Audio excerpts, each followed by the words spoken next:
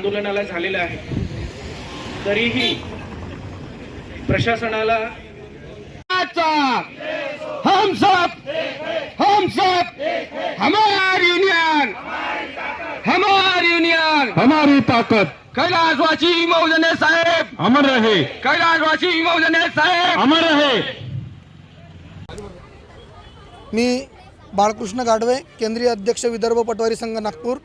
आज विदर्भ पटवारी संघ नागपूर 2च्या वतीने माननीय विभागीय आयुक्त अमरावती यांचे कार्यालय परिसरात यवतमाळ जिल्ह्यातील ग्राम महसूल अधिकारी यांचे चालू असलेले आंदोलन आणि ग्राम महसूल अधिकारी संवर्गाला जी फेस रीडिंग ॲपची सक्ती होत आहे त्याविरुद्ध आणि जिल्हाधिकारी यवतमाळ यांची जी एकाधिकारशाही वृत्ती आहे त्या वृत्तीचा निषेध म्हणून एकदिवसीय धरणे आंदोलन संपन्न होत आहे।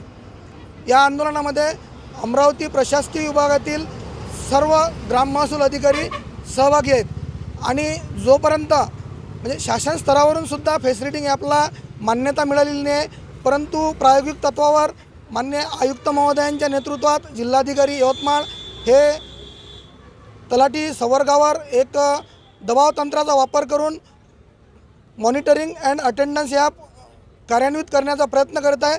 तो कोणत्याही परिस्थितीत क्षेत्रीय कर्मचाऱ्यांना लागू नसल्यामुळे आम्ही डाउनलोड करणार नाही।